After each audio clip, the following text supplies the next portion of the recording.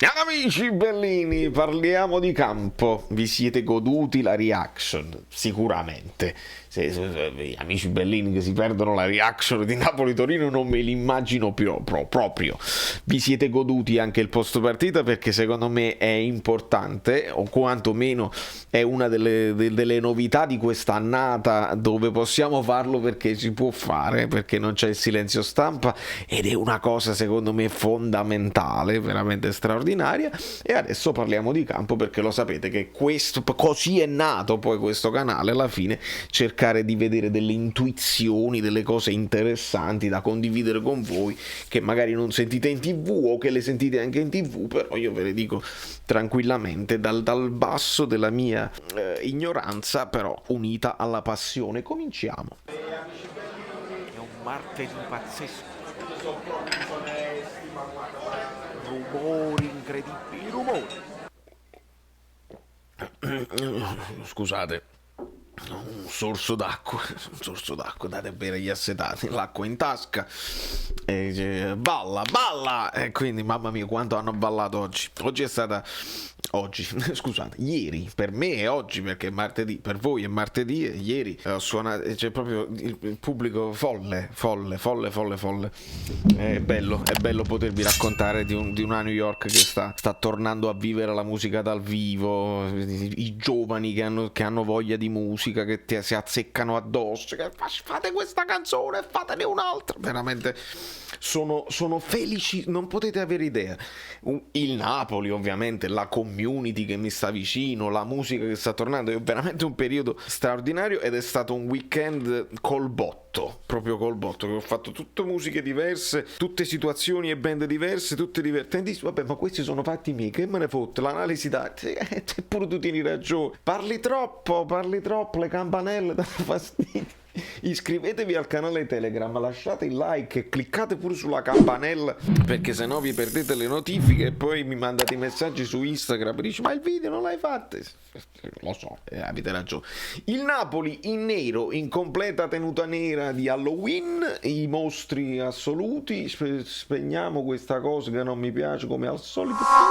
Passiamo a questa analisi che poi analisi tattica sì, la faremo, ma a me piace veramente sottolineare le prestazioni individuali di questi giocatori che nella loro completezza, veramente uno dietro all'altro, mi sono piaciuti tantissimo, nonostante se andiamo poi a vedere gli XG, il Napoli, ma per merito anche del Torino, perché il Torino ha fatto la partita che ci aspettavamo senza dubbio, il Napoli ha un XG basso e il Torino quasi lo pareggia, perché se andiamo a vedere le azioni, guardate quante bollette, non si finisce mai più di pagare le bollette. Signori miei, Insigne, Osimhen il tiro largo che ha fatto praticamente tutto da solo, poi Insigne che arriva dopo il cross però viene contrato, dopodiché c'è una parata di Ospina centrale su un corner e va bene, Osimhen di testa finisce alto, poi c'è il rigore di Insigne ma Ospina para in angolo, un'occasione, questo è già nel primo tempo, dopodiché c'è quel maledizione, l'occasione per K2 praticamente ribattuta da Di Lorenzo se non mi sbaglio, poi mi dite voi nei commenti se mi sbaglio con qualcosa perché posso perdere anche colpi martedì alle 2 del mattino potrebbe anche essere, comunque era colpo di sicuro, poi dopo ha chiamato, sarebbe stato anche fuori gioco, dopodiché il tiraccio di Insigne alto ma Sanabria ne tira un altro fuori e quindi il Torino le ha avute le occasioni, ma specialmente nel secondo tempo, perché il secondo tempo io non ho scritto tanto, ho scritto il gol di Lorenzo, il palo di Lozano che non ce lo dimentichiamo, la paratona di Ospina e il gol di Osimhen, ma ci sono state tante occasioni che mi hanno tenuto e ci hanno tenuto tutti noi anche in grande apprensione, quindi il Torino ha fatto la partita che ci aspettavamo, ci hanno creato delle difficoltà, però fondamentalmente, no? Voglio dire, 1,33 il gol l'hai fatto, 1,07 il gol l'avrebbero potuto fare, sarebbe stato un peccato, ma non ce ne importa perché Ospina, che viene confermato titolare come da programma, da risposta in conferenza prepartita, risponde presente da grande portiere e le parate che deve fare le fa e ci salva il risultato. Dopodiché a uno ve li snocciolo questi giocatori che ci hanno veramente regalato un grandissimo pomeriggio. Di Lorenzo è stoico, voglio dire, ha fatto una grandissima partita, ha avuto anche il gol, purtroppo per pochi millimetri non si è potuto godere il gol, e questo è veramente sta andando oltre i limiti umani. Noi quello che ripetiamo tutte le volte: questi sono degli esseri umani, non sono dei robot. Nel momento in cui Di Lorenzo ogni tanto se la può perdere un pallone, oppure in un momento di poca lucidità magari tenta un dribbling lì sulla fascia che è pericoloso, e io lo sottolineo sempre nella reaction, ma sono umani, e quello che sta facendo Di Lorenzo da un paio d'anni a questa parte è disumano. Quindi bravo Di Lorenzo, speriamo di poterti vedere a riposo a fumarti una sigarettina magari così, ma giusto per riposarti un attimo, ma stai facendo veramente una roba incredibile su quella fascia. Di Malquit Spalletti non si fidava nemmeno più di tanto, ma è pure infortunato, quindi tocca a te ancora fino alla fine. Rachmani.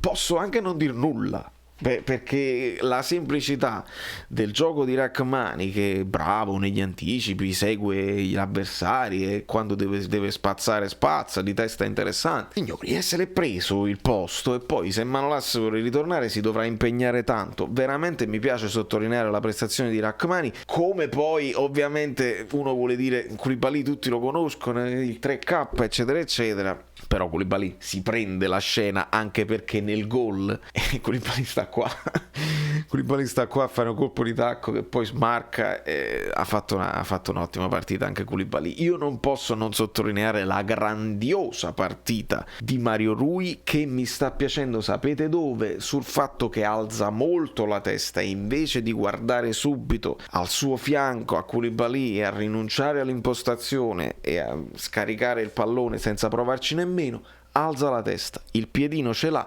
e trova spesso o sulla fascia o anche al centro, perché questa volta anche al centro si è fatto trovare Osimhen, che ha fatto quelle cose nuove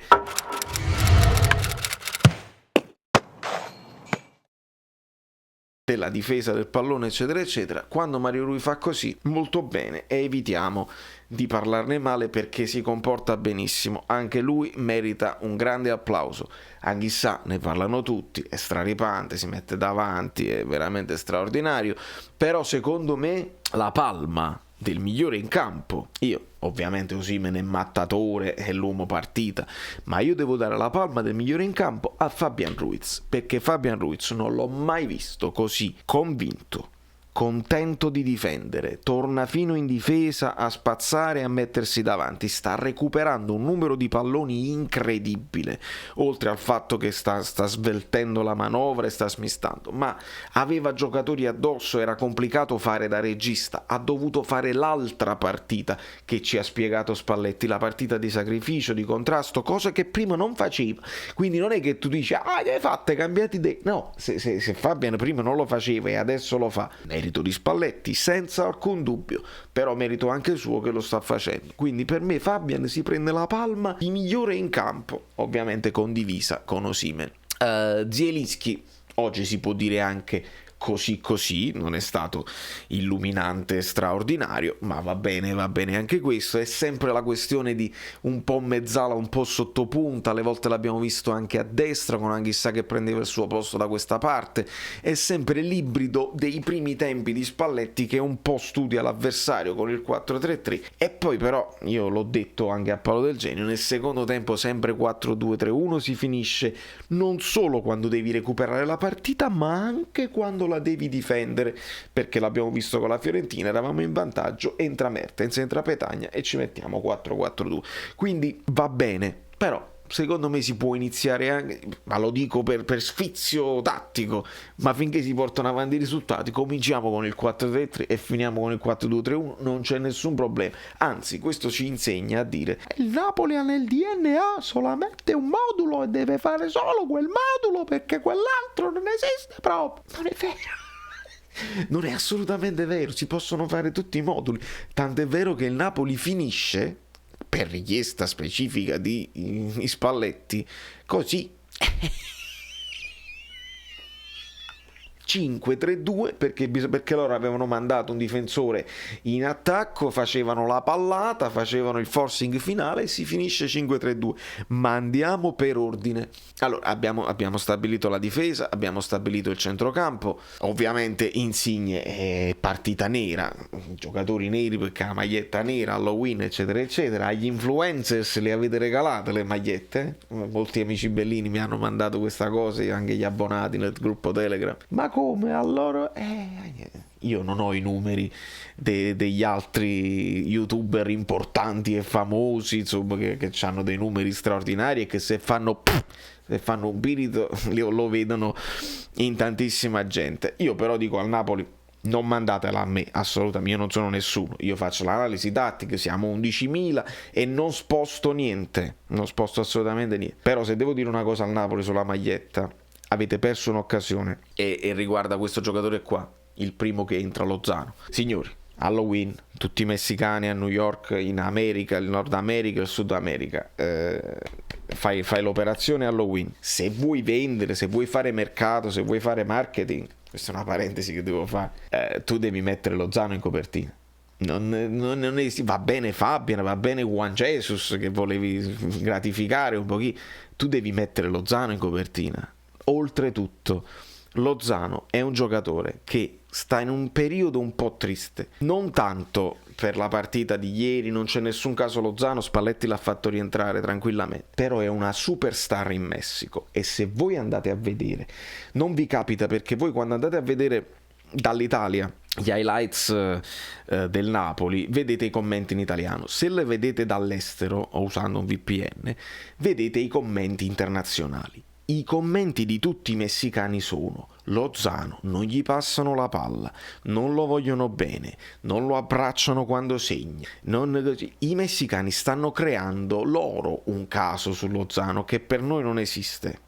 Per noi va benissimo, però loro lo stanno creando. Allora immaginate una superstar che viene in continuazione incalzata dai suoi tifosi, perché viene incalzata dai suoi tifosi. A Napoli non ti vogliono bene, devi cambiare squadra, devi andare in Inghilterra, devi andare così. Tu lo devi sfruttare a Lozano perché è la tua superstar internazionale. Poi questa non è un'operazione di marketing perché hai fatto 1926 magliette tra quelle regalate e quelle che metti in vendita, è una cosa di esclusività elitaria e quindi non è un'operazione commerciale. La maglietta mi può anche piacere, non mi piace che alcuni fili delle ragnatele non si uniscono con gli altri, finiscono nel vuoto, ma questi sono dettagliucci tecnici che non ci azzeccano. Mi sto dilungando su questa cosa, ma è per Lozano, perché Lozano ovviamente... Politano ha fatto una partita che doveva fare più sacrificio che inventiva, ma va bene. Entra Lozano ed entra molto bene. Lozano ha l'occasione sul palo incredibile e stava facendo bene. Ovviamente quando poi, io lo dico nella reaction, quando poi te lo ritrovi terzino e Spalletti per il bene della partita e della squadra mette Juan Jesus in questa zona, spostando praticamente la difesa così, allora io mi rendo conto che un Lozano che non è gratificato dalla maglietta, non è gratificato ma molto dai compagni, che c'è questa sensazione che i messicani gli mettono dietro, fa la faccia brutta e se ne va negli spogliatoi. Spalletti è bravo a dire che Lozano comunque ha capito, che gliel'ho spiegato, che comunque si è complimentato con i compagni, che stava tutto contento, però stiamoci attenti. Io ho detto, ma nella testa di Lozano c'è: mi lasci a me punta, togli Osimhen che aveva già segnato e io ti posso fare le scappate. Sì, Lozano le può fare le scappate nella profondità, ma non ha tutto il resto che ha questo signore qua, perché questo signore qua, oltre alla profondità, alla lotta, c'ha il fisico per fare la lotta, c'ha questo colpo di petto all'indietro che si va a pigliare il pallone così, sta imparando a mantenere dietro gli avversari, sta imparando a mantenere la calma, segna di testa, deve aggiustare un po' i piedi, ma ragazzi, se aggiusta un po' i piedi diventa Holland, diventa Mbappé, diventa Ibrahimovic. Calma, ma calma assoluta, teniamocelo così il più possibile, perché questo ragazzo sta veramente cambiando le sorti della squadra tatticamente. Io non me le aspettavo nemmeno tutti questi gol da uno che comunque deve crescere e che è un bambino entusiasta. Tutti questi gol io non me li aspettavo nemmeno, perché saranno più quelli che si mangia che quelli che farà.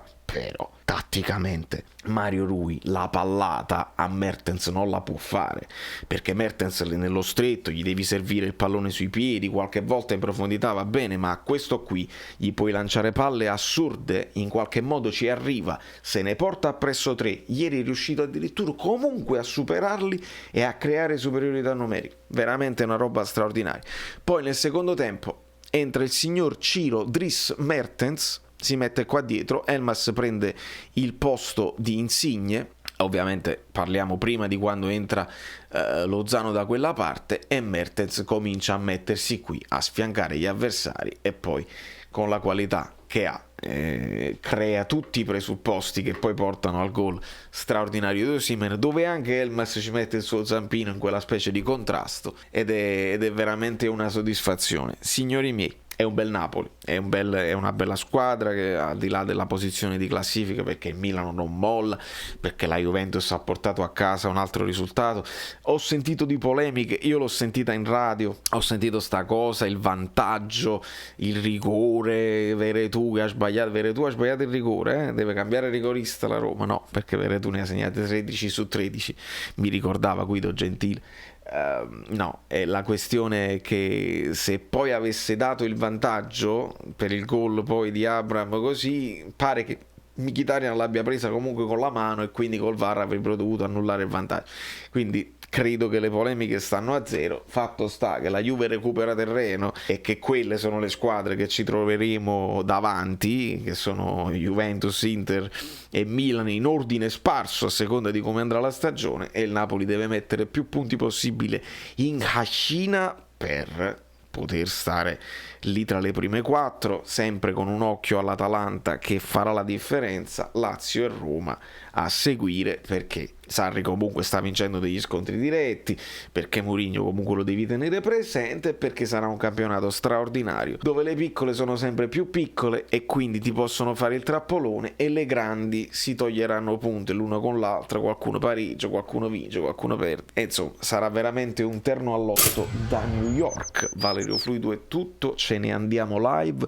non so a che ora, ma probabilmente sul canale troverete il promemoria, andate a lasciare i like preventivi, le cose belline che non vi devo nemmeno più dire come si fa, io me la godo, mi sono scordato qualcosa, me lo fate sapere e risolviamo. Ciao, sono Saveria Solida. Se arriviamo a 15.000 iscritti su YouTube è una cosa di cortesia, ma secondo me dovreste seguirlo anche su Instagram, @ValerioFluido. Fa tutte queste cose cretine. Sei iscritto pure a TikTok. Niente più, dai, basta, sei cringe. Quante cose.